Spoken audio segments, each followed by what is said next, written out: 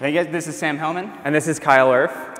And we're here today with the just incredible privilege of talking to you guys, doing a deep dive on a not often talked about feature of Go, Struct tags.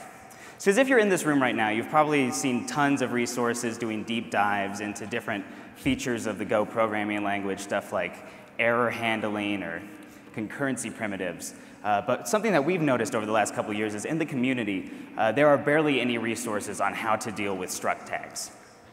So if you're like us, when you first started programming in Go, you probably went to the website and read through the effective Go document. It's linked on the official Go website. It's highly recommended to read. And the idea with the document is that it's a set of best practices for beginners to learn for utilizing the main features of the language. And it's extremely useful. It's a great read. But interestingly, it doesn't actually make a single mention of struct tags. So there's a couple interesting implications of this. One is that people probably jump into the language without a lot of context on exactly what struct tags are, how they should be used. And another interesting, maybe even more interesting implication is that perhaps there is no set of best practices. Perhaps there isn't a specific use case immediately in mind. So that leads into why we wanted to give this talk today. Right, and so there's sort of two things we'd like to do here. The first is we want to explain exactly what a struct tag is and how to interact with them, and go through a series of sort of increasingly unorthodox examples where people have used them. And the second reason is we want to galvanize you to maybe consider using struct tags for a solution to things that you might not otherwise use them for. They're certainly not a catch-all, they're certainly not a solution to everything, but they may have more uses than they appear at first glance. So what have we built? What is our background in Go, really briefly? Right, so what we've built has a lot to do with why we're here talking about struct tags right now. Sam and I worked for a couple years on different Go projects at MongoDB. The two big ones that we worked on is Evergreen, this big distributed continuous integration testing system for testing the MongoDB server and other things. And then the other thing we did was a complete rewrite of the tools that ship with MongoDB in Go. These are things for doing backups, monitoring, stuff like that. And this is key because if you've used Go and MongoDB together, you know that the Go driver depends heavily on struct tags for communication. Additionally, we found libraries for things like configuration for config files or command line arguments that depended heavily on struct tags as well. And so at this point, we're pretty sure that we've used struct tags much more than most of the Go community, and it puts us in a unique place to give a talk like this one. So since this is a talk on a specific language feature, we figure it's probably a good idea to start at the very literal basics. Sam, what is a struct tag? So let's go straight to the spec. As defined in the language spec, a struct tag is a string literal field coming after the definition of a field in a struct, and that's pretty much it. You can put anything that you want in that string literal, and it becomes attached to that field of the struct at compile time. You can't actually twiddle these struct tags and change them at runtime, which has an interesting implication. We think this is why this is the case, but struct tags actually take part in type identity for a struct. Don't really worry about this. It's incredibly unlikely that this would bite you, but it still is an interesting thing to note that normally you would be able to convert freely between these two structs because they have the same fields of the same type, but because the tag for priorities is different, you'll actually get a compile time error if you try to write this code. So why are struct tags in the language? Right. So the name struct tag probably cues you in a little bit to their usage. The same way that you might upload a video of your cat onto YouTube and tag it with the words adorable and cute. Similarly, you can tag fields of your struct with arbitrary sort of information denoting usage or just other things that external libraries might want to take advantage of. If you've used struct tags at all, you've probably used them for the encoding libraries within the standard library. But as a general language feature, there's not really a prescribed use case for these. It's sort of up to us as programmers in the Go community to really figure out what problems these things can solve. And when we're trying to solve multiple problems, or problems with multiple things, there's actually a very interesting paradigm that you have to contend with. So a natural consequence of the fact that you get a single struct tag for one field is that if you want to use it to denote information for multiple libraries, you might run into conflicting values if multiple libraries want to use it and have different values for the tag. So that's where this incredibly useful convention of namespacing the tags has come from. This is purely a convention, and there's actually a really but it's worth mentioning that it's so popular at this point that all of the examples that we're going to show you from libraries use this exact method for namespacing the tag and do it as just a matter of course. We linked actually to a Google group discussion here among some of the higher-ups of Go, which is actually a really interesting read on how a popular language convention gets established. So there's a couple interesting things about namespacing. So if you go back and remember the spec, namespacing is not there. There's no mention at all of how the string literal should be formatted. There's no mention of namespacing things in exactly this way. And there's a couple implications of that. The first one is that if you have a struct tag and you namespace things incorrectly, the compiler is not going to care. It's not going to catch it. It's going to run as normal, but you might end up with some really weird runtime errors when you actually try to use the tag. However, GoVet can catch these errors. So that's an incredibly useful thing to do a check against if you're using struct tags heavily in a namespaced way. Another interesting thing about namespacing is that even though it's not in the official language spec, it's such a useful convention that it is built directly into the official Reflect package. This is what the code looks like for accessing the namespaced fields in a struct tag. Any library that's using struct tags is going to have some sort of code like this in it actually accessing the tag. So now that we've gone over what struct tags are, let's jump in with what we've at least seen to be by far the most common use case of them. Right. So as I've talked to you guys here at this conference, I've gotten basically the same response of like, oh, struct tags, that's the thing you use for JSON. This is sort of far and away the most common usage of struct tags in Go today is for the encoding libraries in the standard library. So if you've used the JSON package for Go, you can notice that the default behavior is to sort of serialize your JSON fields with the same exact name as your struct fields in Go. And this is a very elegant solution to that. It's really cool that it just works like right away out of the box. So you can see in this example, the age field is just serialized as to JSON. It's capital A, G, E, no modifications, just very clean. And that's fine if you're programming in a vacuum. But if you're using the JSON library, you're probably trying to talk to some endpoint or communicate with a different language, something with different naming paradigms, things like that. And so in order for the JSON package to be fully usable, there needed to be a way to map between Go struct fields and the fields in JSON that they're marshaled out to.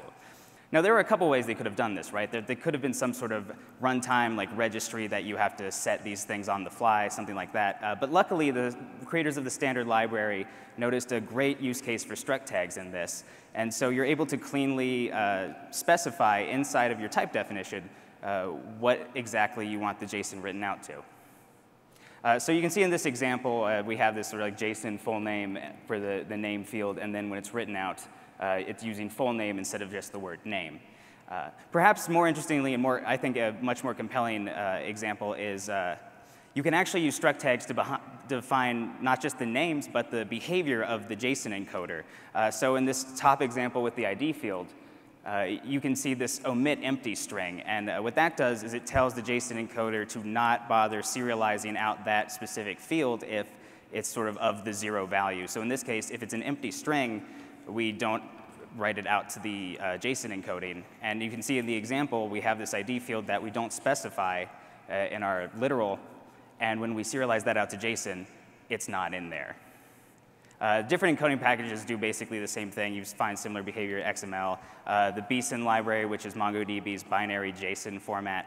And SQL ORMs also function in this sort of same serialization paradigm. And for the bsin and SQL ORM stuff, you actually end up having to contend with some different ways of coding and stuff that you have to deal with.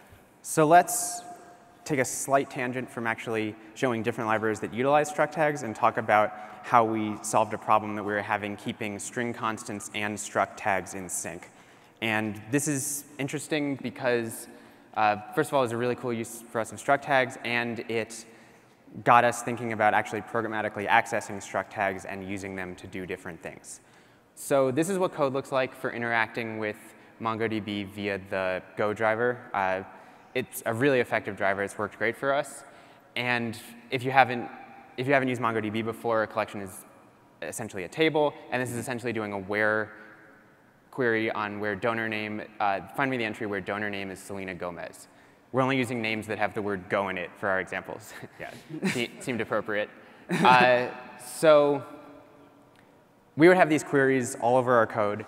And what would happen was that if we wanted to actually go in and change the name of the field in the database, maybe make it shorter, maybe make it clearer, change it for whatever reason, we would end up also having to update all of these queries. Right, and there's sort of an obvious programming workaround for when you need to update multiple versions or multiple copies of the same string. You would just define a const, right? But that's still not totally ideal in this use case because we already have the definition in the struct tag. It would be great if we could just use the struct tag to build our queries. So we ended up writing a library that would programmatically access the struct tag. Excuse me. That would programmatically access the struct tag and create the string constant based on the value of the tag. This is the GitHub URL for it. And the idea is that you call this MustHave Tag function, or MustHave bson tag, we called it because it's getting the bson namespace tag, and it's get me the value of the tag for the name field in the donor struct. And this way, all that we have to do is actually update the actual value of the struct tag, and everything within the code will work correctly and use the appropriate string. And the reason it's called MustHave is we wanted to emulate the regex mustCompile function where, if there's something wrong here, if the name field isn't in that struct or if there's no tag attached to it, that's, excuse me, that's programmer error, and we would want to fail immediately at initialization. We don't want any of our tests to pass. We want to make sure that we catch that as soon as possible. So now let's jump in with a slightly more unusual version of serialization. Right, so previously we were looking at the sort of JSON encoding package, which serializes stuff to a byte array that you can then use for sort of external communication. But we've also found situations where we've wanted to serialize our structs into Go built-in types. Specifically in this example, Go's map data structure. Right here we have the map structure library written by Mitchell H. It's a library for converting between structs and Go maps. And there's different reasons that you'd want to do this. The one given on the GitHub page is if you have a configuration or an encoding that changes slightly depending on specific fields. So in this example we have here, we're reading in this string interface map. You could say this is sort of what the JSON library might produce if you don't give it a type to marshal into. And so we have this sort of type switch here where we just read one specific field and then move our data into a struct once we know what struct to put it into. And this is nice because it can really simplify custom JSON encoding functions and stuff like that. Additionally, at MongoDB, when we were working on the continuous integration tool that I mentioned earlier, we've had use cases where we want to sort of read an entire YAML config file and then do some basic string parsing and substitution on that input before finally moving it into our final Go types where we can benefit from speed and compile safety and all that sort of thing. And this map structure package was a very clean and easy way for us to do that, and we benefited from it quite a bit. So that was one instance of configuration, but there's other ways that struct tags can help you with configuration tasks. So when writing the tools, the MongoDB tools, we actually ended up using a different command line parsing flag package from the one that's built in. And the reason for this was mainly with backwards compatibility with the old tools with exactly the way that the command line was parsed. Mm-hmm. So we ended up using the GoFlags package written by Jesse VDK. And an interesting aspect of this package is that it allows you to specify the mappings of command line arguments to values in a struct completely in the tag. So let's say you are building some sort of command line application to donate to a presidential candidate, and this donation obstruct might represent the different command line options that you want to pass in. So then you specify in the struct tag, OK, the short value of the flag is A, the long is donation amount, the description, and you can actually inline a lot of other stuff straight within the tag. We're getting to the point here where some of these libraries are going to become a little bit of a matter of personal preference whether or not this looks good to you. We both think this is really clean. It's really nice to be able to see within the actual definition of the struct all of the information that you need. Some people might look at this and just recoil a little bit. And that's completely OK. But please try to keep your mind open as we move through other examples that could come down a little bit more to personal preference. So now let's pull away from mapping examples and go into our first declarative examples. So this is an example of a library that allows you to specify sort of non-zero default values using struct tags. It's called GoDefaults by Quadros.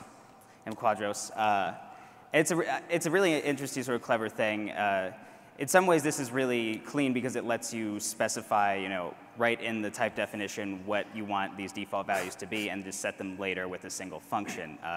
There are certain drawbacks to this that should be pretty obvious. For one, doing this loses all compile safety. The struct tags are just strings, so could result in all kinds of runtime errors. But as an interesting thought experiment, we thought this library was really cool. Moving on the behavioral front. So this is a library that we think is actually a really, really nifty and clever use of struct tags. It's called the GoValidator library, written by A. Saskovich. And what it does is it lets you specify within the struct tag how the actual corresponding field should be validated. So that when you call this validate struct function of the GoValidator library, it will make sure that, OK, the email field is a valid email address, or a well-formed email address, that this is a well-formed credit card number, et cetera. And this is another situation where it's really nice and clean to be able to actually just look at the struct and see not only what the fields are, but how you expect these fields to be passed in and any additional validation of these fields beyond just type. So that's all of the libraries that we're going to show you that exist within the community. Now we're going to move on to some stranger thought experiments that we've come up with of other ways that you could potentially use struct tags, starting with some more validation. Right. So when we were trying to put this talk together, we tried to ask ourselves, what is the way we could use struct tags to just sort of blow through the boundaries of the language? So this library doesn't exist, and I don't encourage you to write it. But what we have here is sort of like an attempt at some kind of runtime type polymorphism in Go. Type polymorphism being shortly just the ability for a variable to have multiple types. You see this in languages like Haskell. And you could imagine in this example that we have these empty interfaces, which are sort of how you would approximate this feature in Go. The empty interfaces excuse me.